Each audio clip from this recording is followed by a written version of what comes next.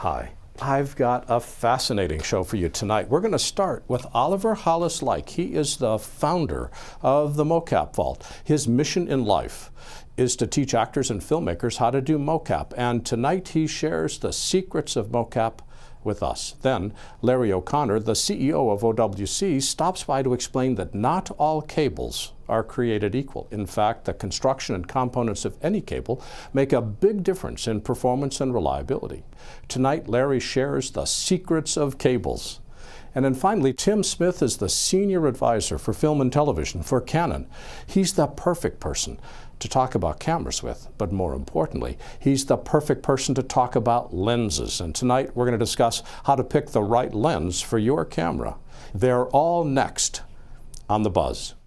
Tonight's Digital Production Buzz is brought to you by Otherworld Computing at MacSales.com. Since the dawn of digital filmmaking, authoritative.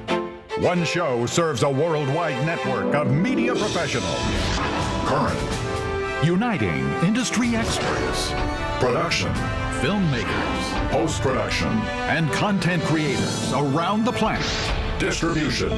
From the media capital of the world in Los Angeles, California, the Digital Production Buzz goes live now. And welcome to the Digital Production Buzz, the world's longest-running podcast for creative content producers covering media production, post-production, marketing, and distribution around the world. My name is Larry Jordan, and joining us, the casually dressed for the summer co-host, Mr. Mike Horton. Man, does this bother you? You know, I think the NASA is just way cool. That's a very cool look. Put all your money into NASA. Okay. I didn't realize we could invest in NASA. Well, we could, couldn't we? Well, we do. Taxpayer money. That's very true. That's Thinking right. of money and investment, the big news this week is from Apple with Yes. the WWDC, their Worldwide Did you Developer actually Conference. watch that entire thing? I did not watch it this time. I normally do. But it was impressive. It ran 2.5 hours. It just went on forever. I know. I know. And then the one that everybody wanted to hear was all about Apple Music. And, of course, that comes at the last 15 minutes of the 2.5 hours. But they also announced a new version of iOS, iOS 9. They announced El Capitan. And the new operating system. And I'm sure the first question you got from all of your listeners and viewers was, does Final Cut Pro 10 work with the new operating system? Larry, do you have the answer yet? It has not yet. Shipped. It hasn't shipped. And I did get that email. I got it 5 minutes after the conference ended. A guy very worried says, is Final Cut 10 going to work with the new version? Everybody thinks you work for Apple, that you have the inside ear for everything that they're doing, that you've been in the secret labs. Have you? Have you, Larry? No. You know, I've managed to Have you been in the secret labs? I've managed to pick a business model where Apple barely talks to me, much less works or I don't hires think they me. talk to anybody. But it's going to be an exciting time. It's going to be a cool summer. And we're already, Alex 4D is already deconstructing the operating system. Yeah, I think he's already posted a couple of things where he's getting into the code and all that. But will Final Cut Pro 10 work with the new operating system? Of course it'll work. It just hasn't shipped yet. By the way, hasn't shipped yet. Mike and I will be back with Oliver Hollis-Leick right after this.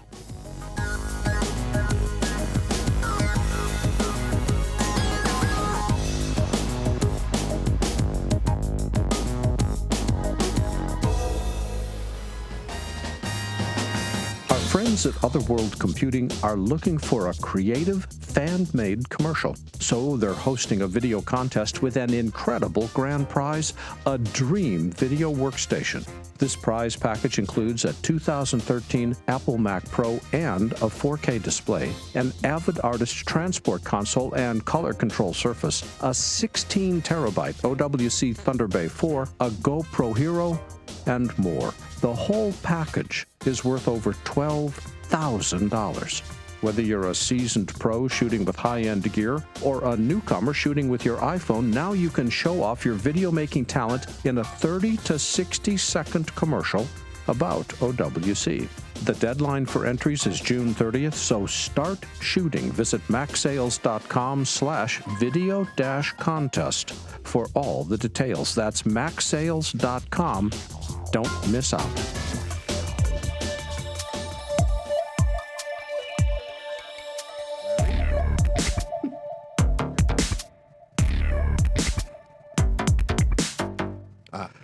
Oliver Hollis-Leick is a trained actor that has specialized in motion capture for the last 13 years. He's played James Bond, Iron Man, Spider-Man, Captain Scarlet, and hundreds of other characters. He co-founded the Mocap Vaults to train a new generation of motion capture performers and filmmakers. Hello, Oliver. Welcome. Hello, good evening.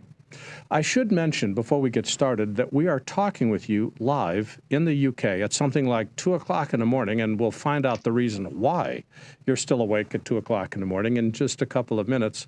But first, Oliver, how would you define mocap? Motion capture is essentially the process of recording human movement in 3 dimensions in simple form. Well, how is it done? Well, there are a variety of methods you can use, but the most common way is to use a studio full of these optical cameras that focus down into a stage, which is known as the volume, and that's where the actor will perform. And the actor wears all of these different reflective markers, and light projected from the camera bounces off the reflective markers into the cameras again, and then is kind of put together by the system to create a 3D model. Which makes me realize that we're not really interested in seeing what the actor looks like. What we're doing is capturing the movements of the actor. So the fact that it looks garish is not important because it's capturing the markers that is important. True statement? Exactly, yeah, absolutely. Well, so this gets me to the first really hard question. What is it that makes mocap so challenging for a performer? Nobody cares what you look like. Nobody sees your face. You're sitting in front of a green screen.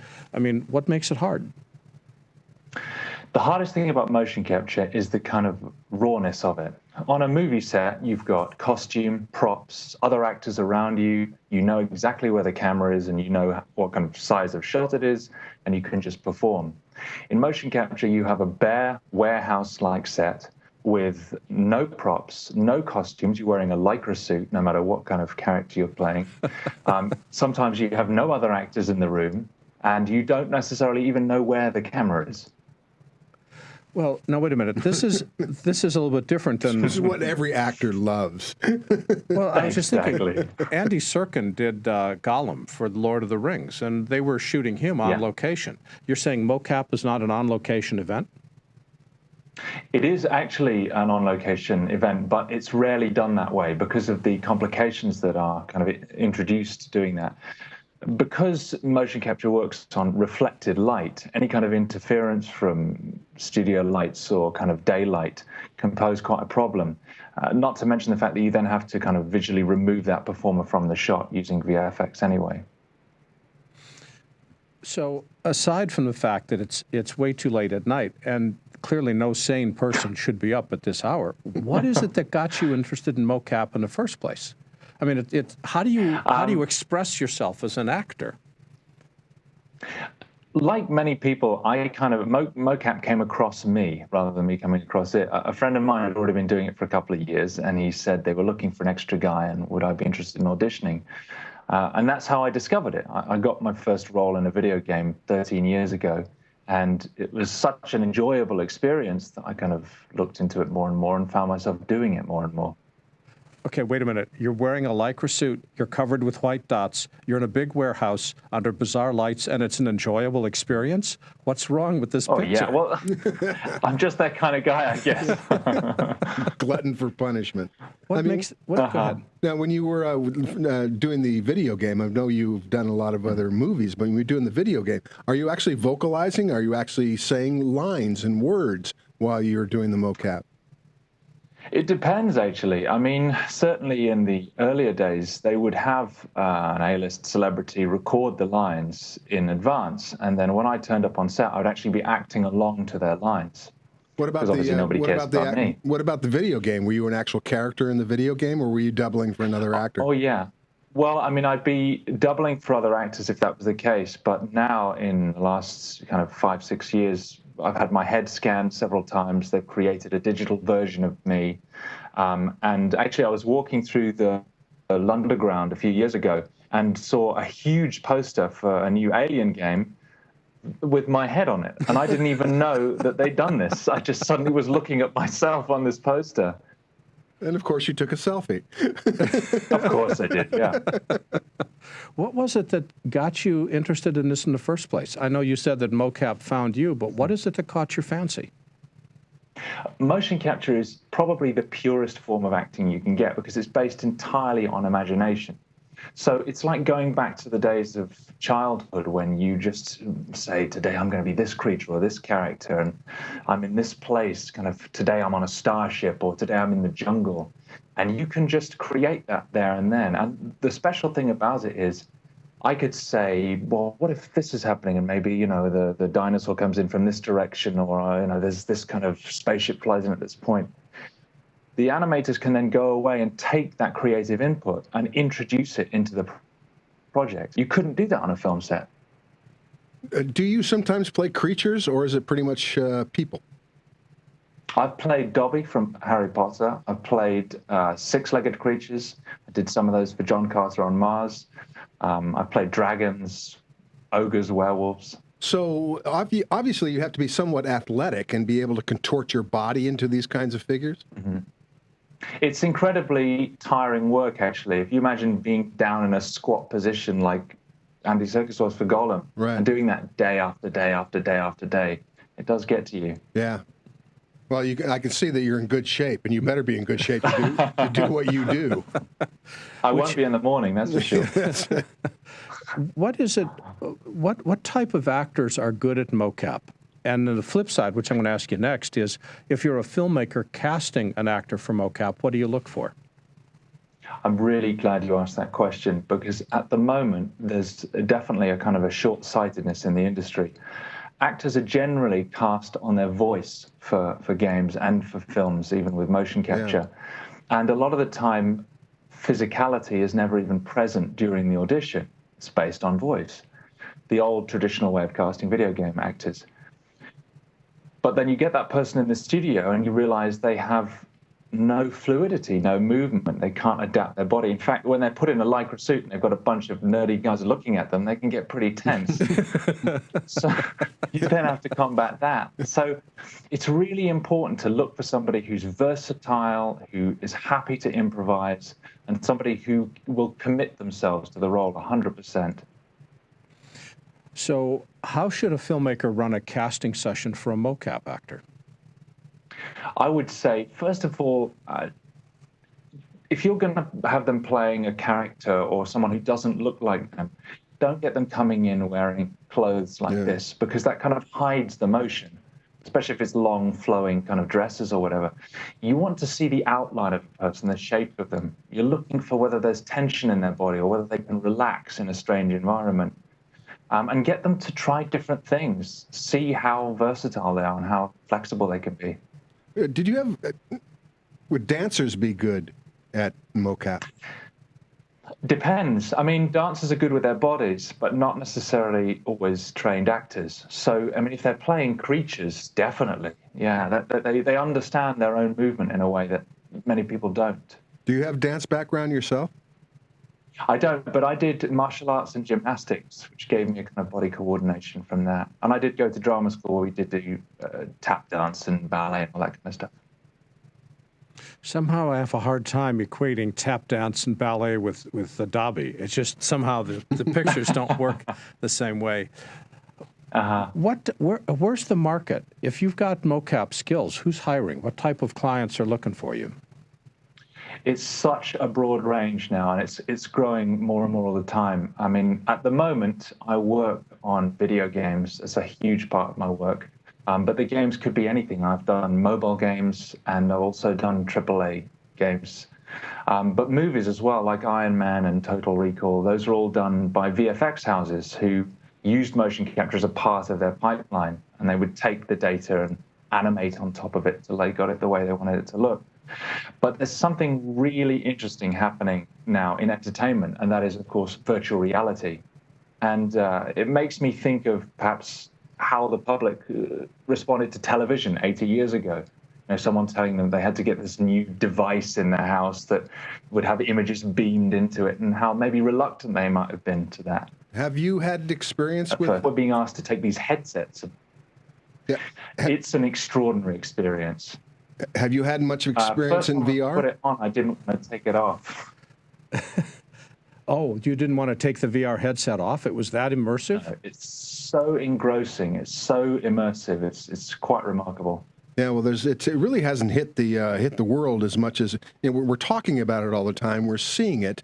I mean, the Oculus Rift is not really shipped yet, and a lot of us have experienced it, but we're not seeing a lot of it. Have you yourself done games in the VR world yet?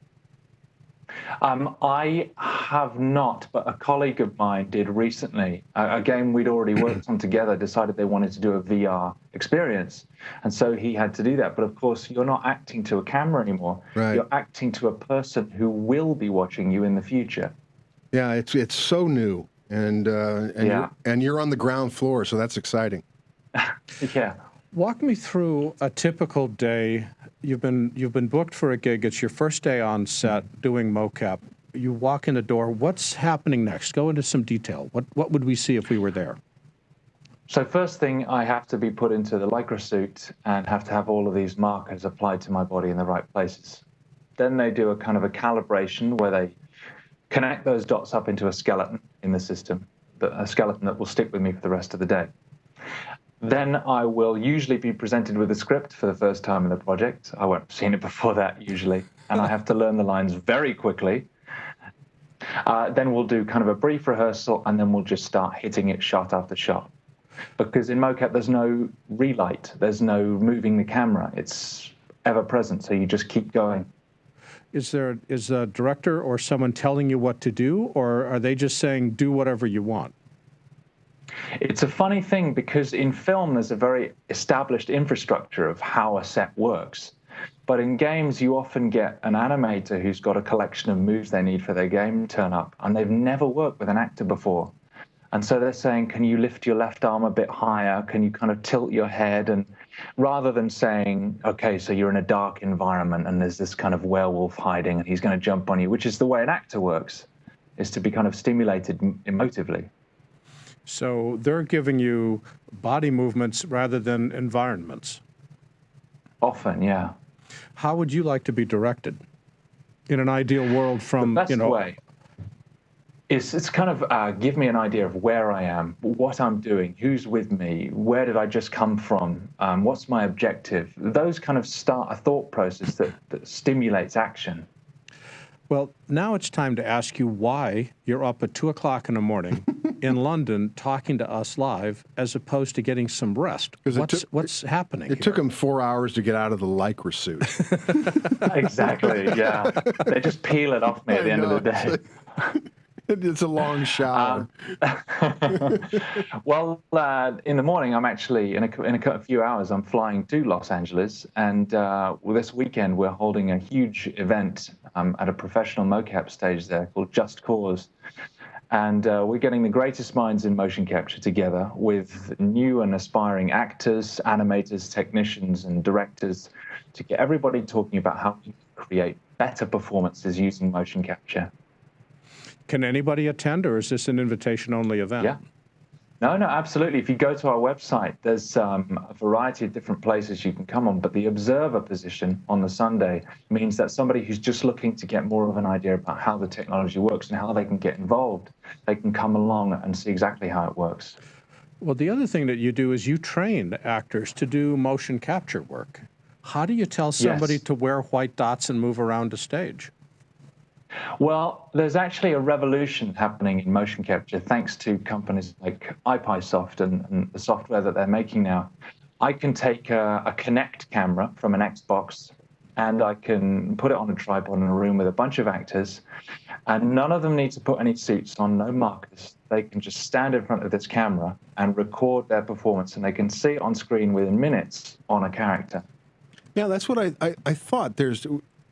Is it going to be maybe in another year or so where we won't have to wear the Lycra suits and all the dots and stuff? Everything's done inside camera and software?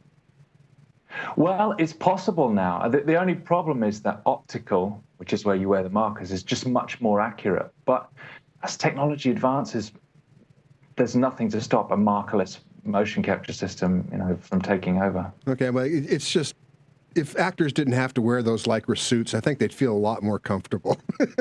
Oh, I think that takes the fun out of it. It's kind of snugs the man parts. It certainly does. Yeah, it's very cupping. Yes, it is. Let's see. What I'm curious about is when you're training actors, is it in movement? Is it in expressing emotions? Is it more like a dance class, or is it more like a discover who you are class? How do you structure the instruction? It's such a pleasurable class to teach, because what my job is in that room is to take people back to the most kind of basic form of imaginative work.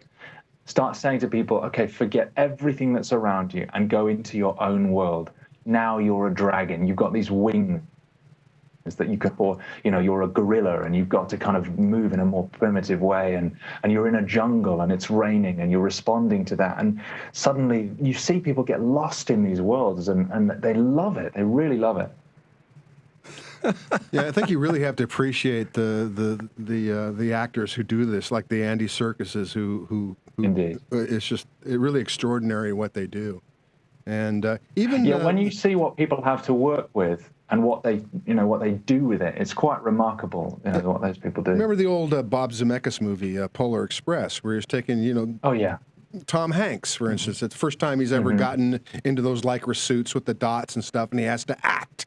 And it was still wonderful stuff. Not necessarily a great movie, but the performances the performances were terrific. Well, as you said, absolutely, and he played many of the parts. Yes, it's an exercise in imagination, and if you've got an active imagination and can express that in movement, then you're more than halfway there in being successful at mocap. Absolutely, a bold imagination and a kind of freeness of body is a great start. Sounds like a really fun class. For people that want, it is fun. For people that want to go to this event that you're working on this weekend, what website can they go to? The mocapvaults.com, and if they click on the training side of things, they go in there and you'll see the Mocap Vault Summit right there, and you just click and book. For people that can't make the event, do you have training that's available to them online? Not yet, but that is something we're working on. That would be. I'm actually creating a video at the moment, a film, which is called Acting for Video Games, and it explains the whole process and how to go about it. That would be very cool. I used to do back when I was an actor. I used to do a lot of video games voiceover work, and of course we didn't have mocap or anything like. We just go in and do the voices. But now they're hiring actors not only for their voices, but they're bringing them into the studios and doing the mocap thing. And a lot of those guys, these are A-list actors that's doing this kind of stuff. And once they do it, they don't want to do it again. It's a lot of work. Yeah, maybe that's true. Really, really hard work. So it is. Yeah, there's no doubt about that. And for people that want to keep track of you, do you have a website separate and distinct from the event? And if so, what website should people go to? Well, my website is oliverhollis.com, but we also have a Facebook page, the Mocap Vaults, and I have my own one as well under my name. The main website is the Mocap Vaults, all one word, the MOCAP Vaults, Mocap Vaults. And Oliver Hollis-Leick is the co-founder of the Mocap Vaults. And Oliver, this has been fun. Yeah, Thanks for joining us today. Thanks. Yeah, it's been a real pleasure. Thank you very much. Welcome to Take LA care. in a week. Bye-bye. Or today. Thanks, man. See ya. Bye.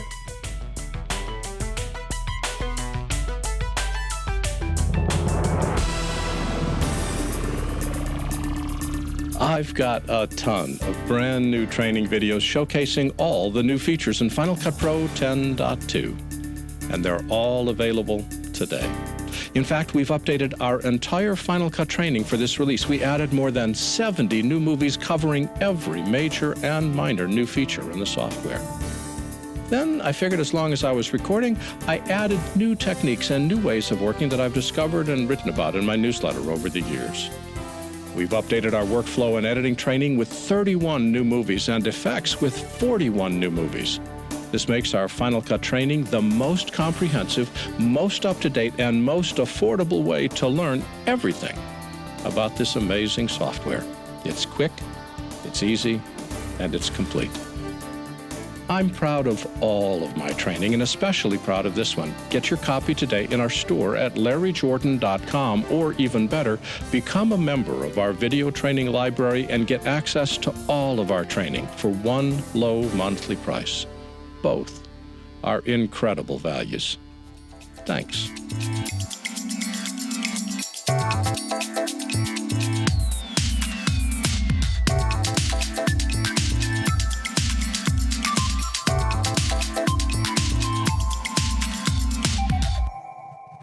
Larry O'Connor founded Otherworld Computing, which is also called OWC, in 1988. Their website is macsales.com.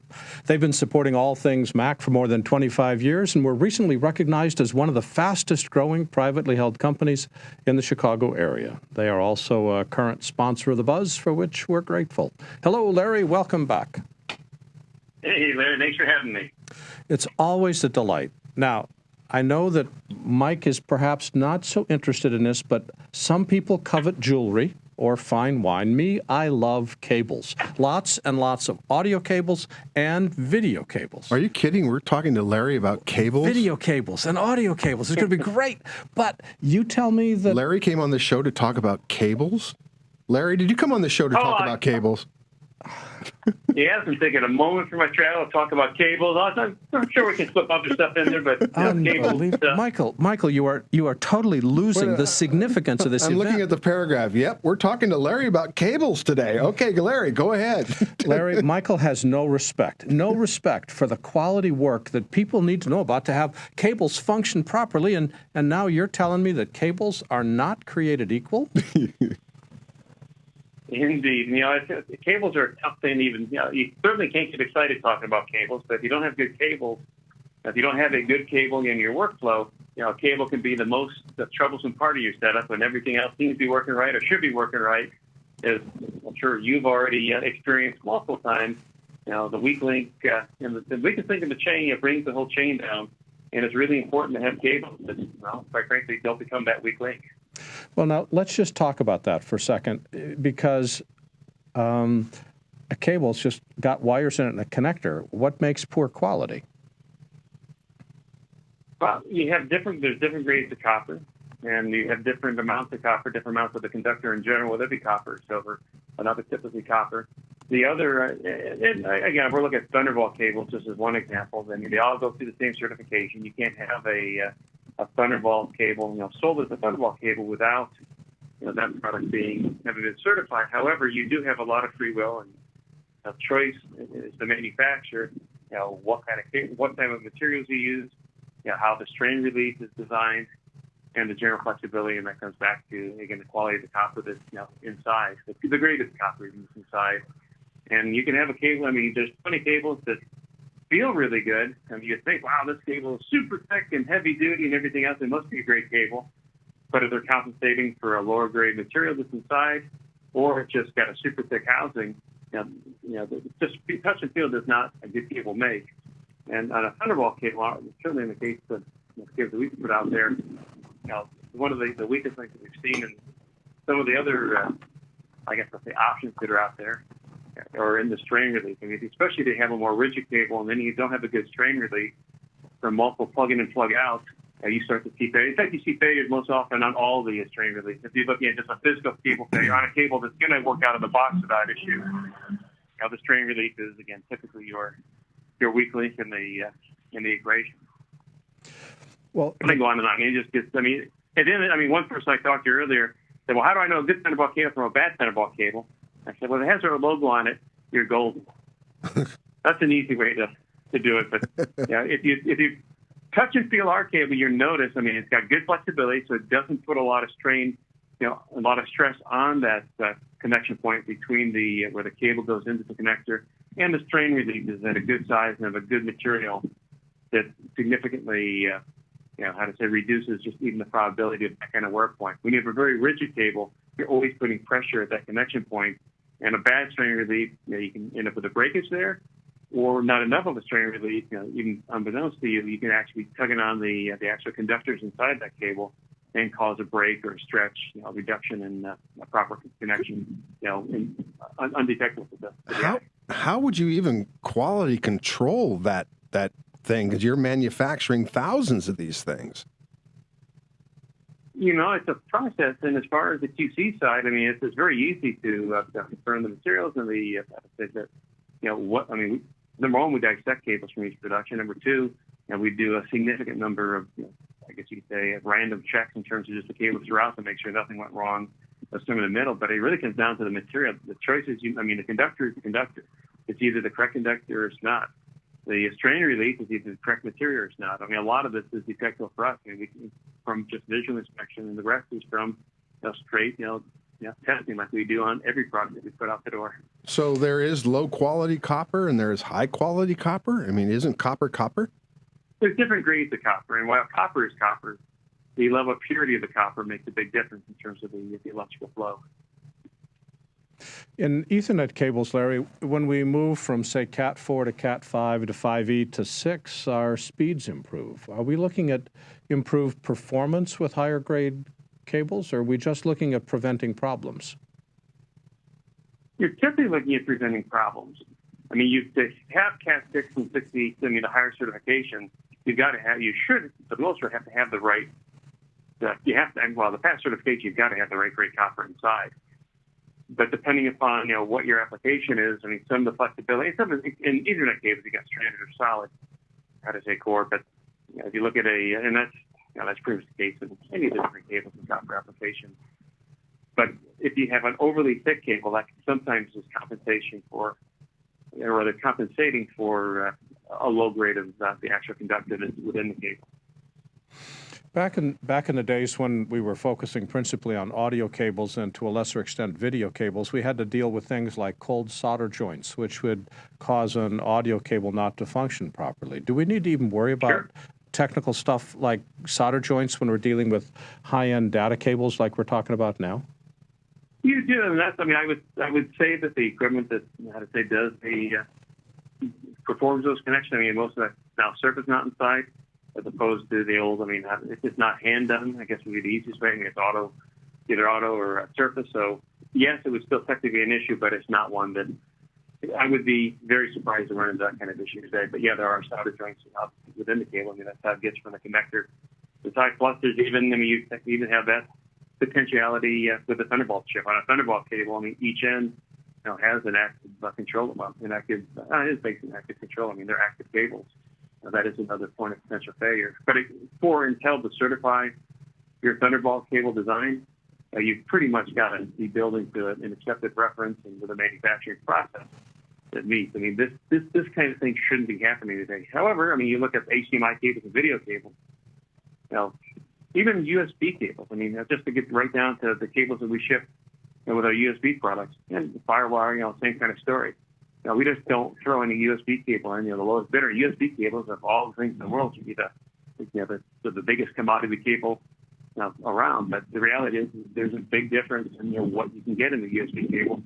And the USB cables we put with our products typically come from a single factory that has been approved for both their EFI and RF. How much they shield and how much go out of them. And again, the copper that we know is inside. I mean, as you get into the higher data rates, imagine the same translate with audio, and the audio is a little different, but as you get into the higher data rates, you can't have, the more you compromise on your cable quality, the more likelihood you're going to have issue in error. Now, with lower speeds, there's plenty of room for there's simply more wiggle room, but at higher speeds, you're still going to get the link. I mean, the bottom line is that cable, you're plugging into devices that are saying, hello, I'm USB 5G, and a controller says, well, hello, start talking to me data, or I have data to talk to you.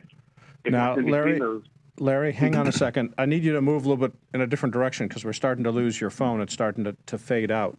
But one thing I want to come back to is if we own cables already and they seem to be working okay, are they okay, or are there tests that we can do without having access to hundreds of thousands of dollars of test gear to know that the cables are okay? Because the one thing that we have to trust is our data is safe, and bad cables puts that into jeopedy.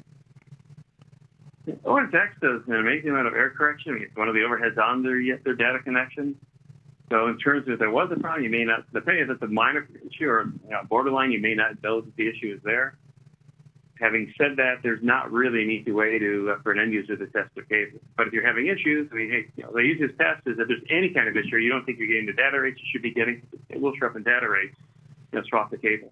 Thunderbolt cables, I think you really don't have to worry about that with, other than, again, the other aspect is if you start with a quality cable, whether you're just plugging it in and forgetting it, or you're on the road and constantly disconnecting and connecting that device, a higher quality product reduces the probability of just a physical failure down the road.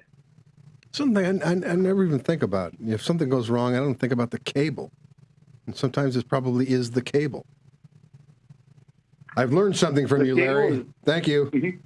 Michael has been taking notes on this during the entire presentation. He's now got 7 legal sheets of paper marked up with what he needs to know about cables. I will buy all my cables from OWC. And I was about to do this incredible demonstration of cable coiling. Oh my gosh! Do we have time? No, unfortunately, we don't have time. time. It's terrible. I'm so sorry that. It was so close. I mean, Larry would have loved to have seen this. Larry, for people that want to know about not only the cables but other products that OWC's got, where can they go on the web to learn more? Hey, they can go to our new storage-focused site at owcdigital.com. And, of course, they can find everything under the sun at macsales.com, MACSALES.com. And just one other super quick thing. Now, the same kind of thing exists with memory, and all memory is created equal. Well, hold it. We're going to have to talk. We're going to talk memory a little bit later. We'll come back to that. But Larry, thanks for joining us. Yeah, today. thanks, Larry. Take care. You're very welcome. Thanks for having me. Bye-bye. Bye now.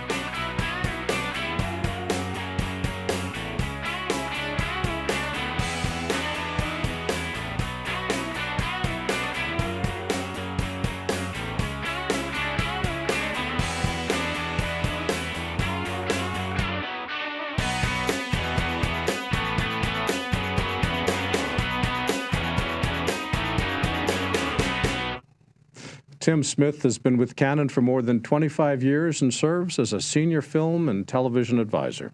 While he's a good person to talk about picking the right camera, he is an outstanding person to talk about picking the right lens, which is exactly what we're about to do. Hello, Tim. Welcome. Hey, Larry. How are you?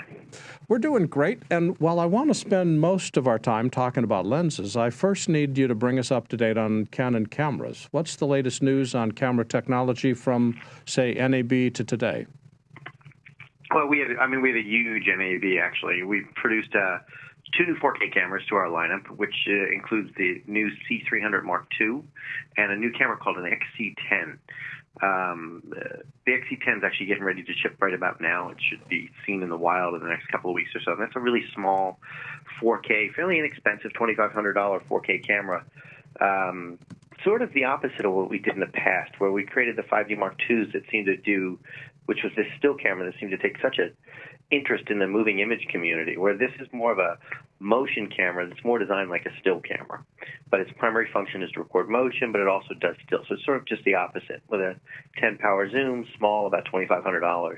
And then the bigger announcement, I think, was this new C300 Mark II, which isn't going to ship till about September, October.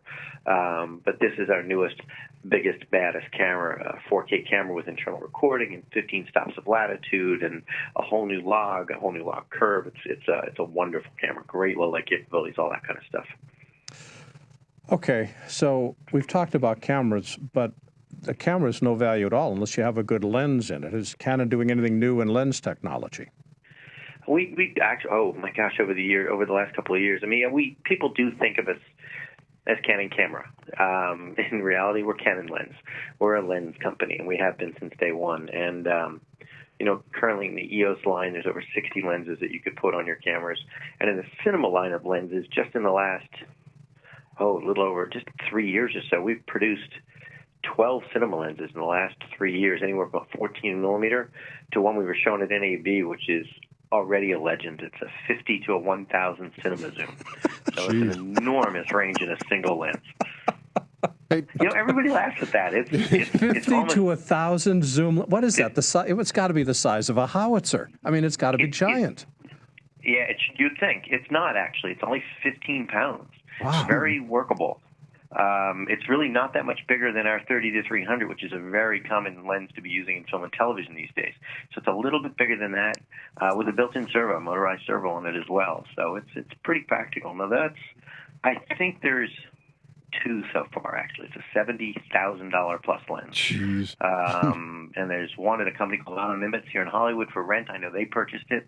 And there's one that I get to play with from time to time. And I think so far we're just looking at two. It'll be a few more months before there any real quantity of those in the world. But no, that's a legendary lens. And that's sort of where I think you go with this, is that we do make great cameras, but cameras have a shelf life. Lenses live forever and ever and ever. And, we have rental houses out there with $80, $90 million worth of lenses they've had for 30, 40, 50 years, and people still rent them. People still use them. Well, I want to come back to that, because I had a chance to visit the Canon booth at Cinegear earlier this week when they were at the Paramount lot in L.A. Many Canon cameras come with permanently attached lenses. Since the lenses can't be removed or changed, should we even worry about them because they're locked to the camera? Well, it sort of depends on what you're shooting. We have 1, 2, 3, 4. We have a good number, and all our SLRs are interchangeable as well. But we have a good number of cinema lens cameras as well that are interchangeable. Matter of fact, we make in both mounts, EF and PL. But the fixed lens cameras, like the XC10 or the XF product, they're really more made for news, documentary, event videography, those type of things. When it comes to narrative television or narrative filmmaking, it's really unlikely that a fixed lens is going to cover you. You really kind of do look for a lot of different lenses in order to do a major motion picture is always going to have a dozen different lenses to choose from and different focal lengths. Where the built-in zooms, I know the built-in zoom ones tend to be not as wide, maybe a little slower. They're not always as sharp. They're just very versatile, and that plays well into the documentary world. Tim, this is Michael Horton here. Michael. I'm in charge of the stupid questions. So what's the difference between the cinema lenses and the other lenses? Can we put a cinema lens on a DSLR? You can. They are designed a little bit differently. Let's go to resolution, which kind of plays into this. So in the motion world, there's all the buzz about 4K resolution and 4K resolution. Yes. Should we go to more than 4K? But in the still world, 4K resolution is only 8 megapixels. Our phones have surpassed that. 4K is a motion term, but that doesn't mean the lenses are really proper for that. Now, we've used still lenses constantly on our cameras. Canon makes a great line of still lenses, and they're used very specifically for different things. But a cinema lens is really designed so that edge-to-edge detail is sharp. When instead of looking at an image that's being blown up to 8 by 10 or 11 by 14, you're looking at an image that's got to be sharp for 40 feet across, so that you're sitting in a theater 8 rows back, and there's detail from edge to edge. There's also no exposure drop off to any of the corners as well. So it's a lot more difficult to get a consistent image for that size of a screen, and that's sort of where cinema plays into it. You also want faster lenses and consistent f-stops. Where a still lens is designed where you pick an f-stop, take a shot, move on, maybe it's another f-stop for the next shot. You've got to be able to zoom or move through your range without seeing the shift in brightness because of an f-stop change. So you tend to have prime lenses in the cinema world that are theoretically similar, if not the same f-stop through the whole prime. So as you switch from a 14 to a 24 to a 28 or whatever, you have a consistent image. So it's a different. Punishment fits the crime. Motion pictures and narrative television is a little bit different than stills. That's not to say people aren't doing it. They are, but it has more to do with price sometimes than it does their personal choice.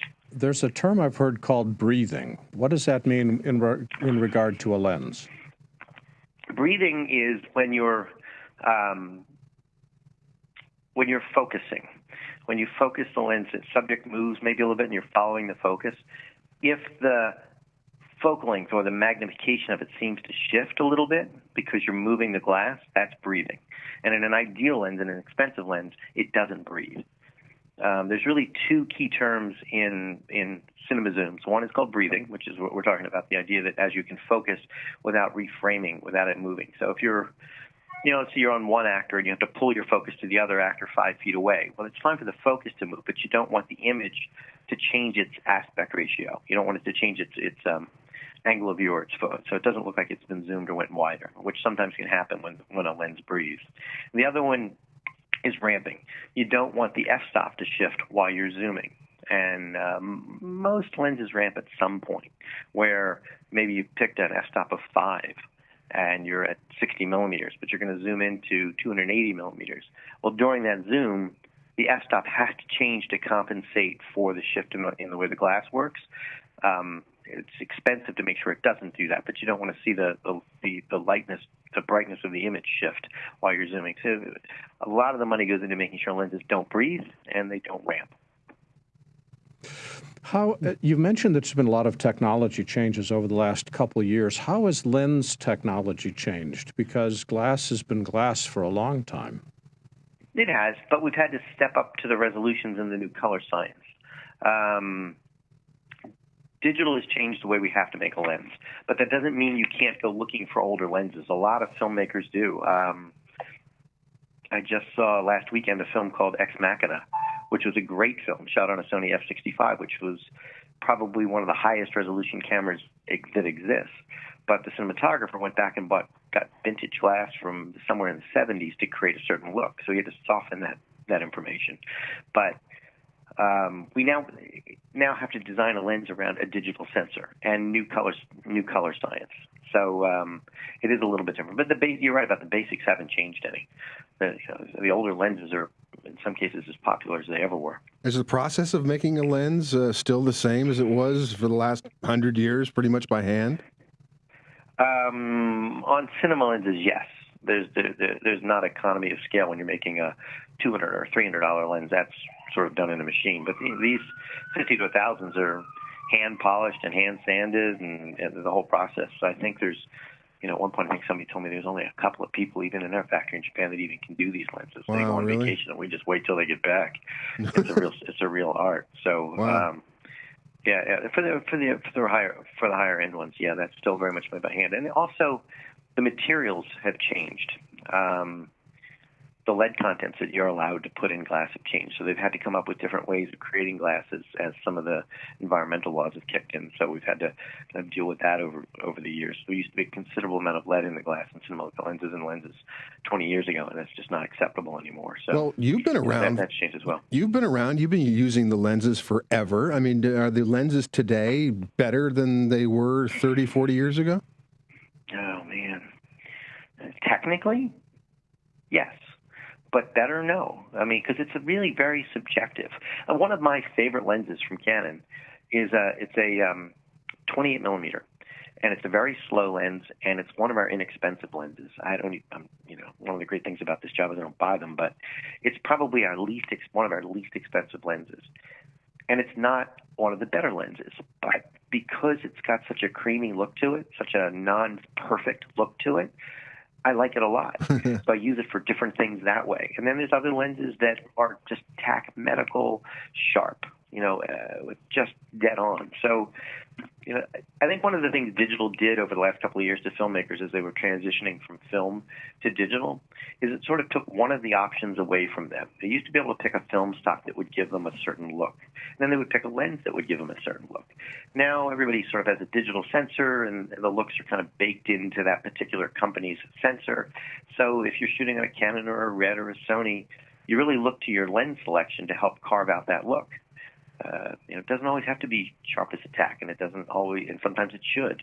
And maybe you're doing a lot of green screen work, so that's a detail thing. But if you're doing a period piece from the 50s, you don't want it to look like Monday Night Football. We have a live chat going on during our conversation, Tim, and Alex is asking, what's the difference between f-stops and t-stops? Okay. It's how light is measured. So an f-stop is a physical opening. That's kind of used in the 35 millimeter world. So if you're looking at your aperture physically, how large is it, and that's measured. A t-stop is transmission. It's how much light is being passed through. It was just sort of the way the two industries went. There is a way to convert f-stops to t-stops so that you could get the equivalent number. But on a still lens, an f-stop is the physical measurement of the actual hole, the actual opening in the aperture. And on a cinema lens, we call it a t-stop, and that's the amount of light that's being transmitted through that hole. So. It's an interesting question. We get that a lot because we make both lenses, and you can put a lens on one of our cameras that the lens is barreled in f-stops, but the camera is a cinema camera, so it wants to read in t-stops, and there's some software built in to do that translation for you. One of the things we've been working with and wrestling here in our studio is trying to find the right lenses for the cameras that we've got, which caused me to discover something that I wasn't paying any attention to before, which is that there's different lens mounts. We have MFT mounts on our gear here. Canon, I think, makes EF mounts, and there's PL mounts. Why the different mounts, and does it make a difference in quality? And why can't you guys all do the same thing and make my life easier? Yeah, well, like with codecs too. You know? From your lips to God's ears on the mount. So Canon owns the EF mount, and that's something we developed for our EF, our electronic focus cameras on the stills like the 5Ds and so on. And we're continuing to support that mount. But we also make the bulk of our glass in PL, which stands for positive lock.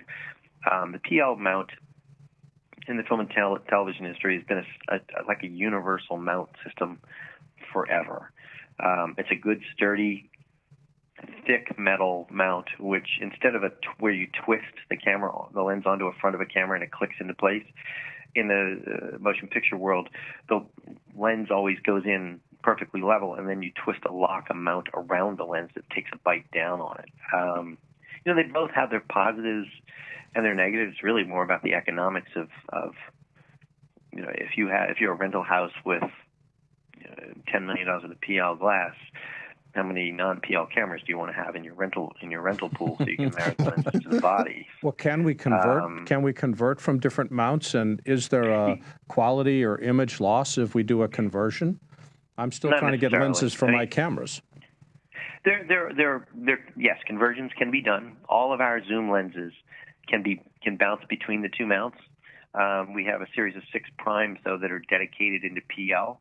And there's companies that will do a conversion for that as well to turn them into PL. But based on the price point of those lenses, they tend to play more in the still world, and they seem to be more. There's more machines in the field in EF for us to hang them on, and when it comes to profitability, lenses are actually better than selling cameras. Is there can I get Canon lenses to work on non-Canon cameras? I have seen that done. I don't. Well, I should say this. So there's companies out there like Blackmagic, which make a camera, which is a competing product to us. I love it because they have our mount on it. So the number of cameras out there that we can put our lenses on is a good thing for our business model.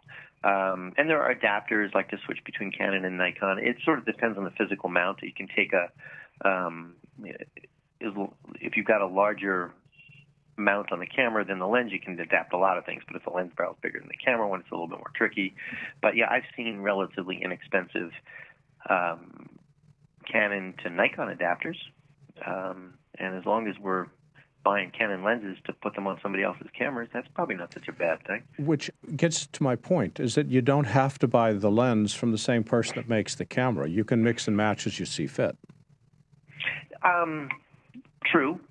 If you really wanted to scratch your head over this one, though, when we design a sensor, it's based on the color science of our glass as well. So the best in terms of perfection marriage usually is the lens from the company that designed the camera as well. But that said, the changes in what you see are really purely specification changes. From a creativity standpoint, you make your own decisions on that in terms of what you want that image to look like. From an engineering standpoint, we go out for the sharpest, most perfect, most lifelike reproduction of the world that you can make with an electronic camera. From a creative standpoint, imperfections are part of the image. I mean, J.J. Abrams and the ability to put lens flare. I mean, we look forever to take lens flare out of lenses, and then you go see Star Trek, and all you see is lens flare. Yeah. And he can use any camera, any lens he wants, but he's not looking for perfection. There was a wonderful cinematographer named Russell Carpenter. He did Titanic and a lot of other ones, but he worked on a film about Steve Jobs, all shot electronically, but it was Jobs in the 60s, the 70s, the 80s. the 90s and so on. And every 10-year period, he was looking for lenses and glass from that era, is my understanding, in order to kind of give it more of the flavor of the 60s or the 70s or the 80s. So you can really do a lot with the imperfections of glass to kind of create a mood. Tim, really quickly, because we don't have much time, is it okay to buy a used lens and not okay to buy a used camera? You know, there's much less risk in a used lens. Actually, there's a lot more value to a used lens. We made a series of cinema lenses in the 70s called the K35s, and we haven't made them in over 30 years. And that lens is still in demand. I promise you, whatever camera we built in the 70s doesn't have a ton of value left. Okay. But those lenses were beautiful pieces of glass, and they're still renting. You know, I think if I was looking at equipment as an investment, I'd invest in lenses. If I'm looking at equipment to keep up with trends, I've got to have a camera too, but I need a business model to pay for the camera. It has to make sense. But if I'm just looking for an investment, I'd buy glass all day long. And Tim, for people that want more information, what website can they go to learn more? Canon, let's see, what's the best one? Let me take them right to the one for lenses. So it would be cusa.canon.com. All right. So www.cusa.canon.com. One N in Canon. And Tim Smith is the Senior Film and Television Advisor for Canon. Tim, thanks for joining us today. Thanks, Larry. Good seeing and talking to you again. Thanks, Take care. Tim. Bye-bye.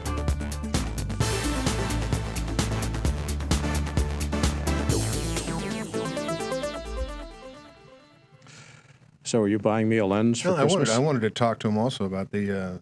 see, there was a lot of camera news this week.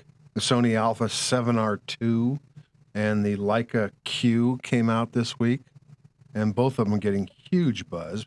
Sony has internal 4K. The Leica is just tiny little fixed lens thing for $4,000. I just wanted to. I'm sure Tim has looked at both of these, but I would like to hear his opinion. And but there's too many cameras, Larry. And they are. I had a chance to see cameras at Cinegear. I had a wonderful time. I spent the whole day lots just of going cameras through there. all Oh, you did? See, I was there for about 2 hours, and I didn't understand anything I was looking at, so I left. We were spending time talking codecs. Really. Oh, is that what it was? That's probably why I left. I overheard you, and I said, But "Oh I my was- God, this is boring." I was looking at lenses, I was looking at cameras, and I was looking at lights. And the variety is just mind-numbing. Trying to make a choice is so hard, which is what And, Tim and was... this year, for the first time, or the first time or the second time, it's like started last year, but now lots of booths with drones. Oh, yeah. Lots of booths with drones. 3 years ago, no drones. Now, drones. Even a year ago, there was barely a drone. I saw my first drone at BVE in London 2 years ago. Oh, really? And over the last year and a half, the technology changed for drones. Well, you It's saw it amazing. at NAB. They actually took a whole section of NAB of the upstairs, turned it into a drone pavilion. So Flew them around in the cage. flew them around in the cage. Did you go up there? Yeah. Yeah, looking at lights, trying to decide between tungsten lights, which are old school, and the new LED lights, and you can't walk anywhere. What do we without- have in here? Are these tungsten? We've got all tungsten except one. We've got one LED light, which is your backlight, my key. And you are going to have your own LED You save a light. lot of electricity if you put LEDs in here. Yes, do you know how expensive they are? Oh, yeah, they are. Oh, man. But they'll save you over the 20-year period that you're here. But one needs to invest in them the first time, however. Yes, that's so the problem. You can buy me a lens or a light, whichever you prefer. For your birthday, For my birthday. an LED light, key light for Larry. It's been a great show. We Send started your with- money to dpp.whatever.buzz.com. Can I thank our guests? Yeah, go ahead. We want to thank Oliver Hollis-Leick, motion capture actor and trainer, Larry O'Connor, the CEO of Otherworld Computing, and Tim Smith, senior advisor for film and television for Canon, who loves talking codecs as well as lenses with mics. Yes, he does. There's a lot of history in our industry, and it's all posted to our Really fun website guy to bring to parties. at digitalproductionbuzz.com. Much more fun than someone else I could look at. If you haven't visited recently, check it out. We've been making a lot of changes to the Buzz website. You can talk with us on Twitter at DPBuzz and Facebook at digitalproductionbuzz.com. Our theme music is composed by Nathan Doogie Turner. Additional music from smartsound.com. Text transcripts provided by Take One Transcription. Transcripts are located on each show page, and you can learn more at takeone.tv. And thanks, Take One, for making it possible. Our producer, Serena Catania. Engineering led by Megan Paulos, including Ed Golia, Keegan Guy, Alex Hackworth, Lindsay Lubert, and Brianna Murphy. On behalf of Mike Horton, my name's Larry Jordan, and thanks for listening to The Buzz.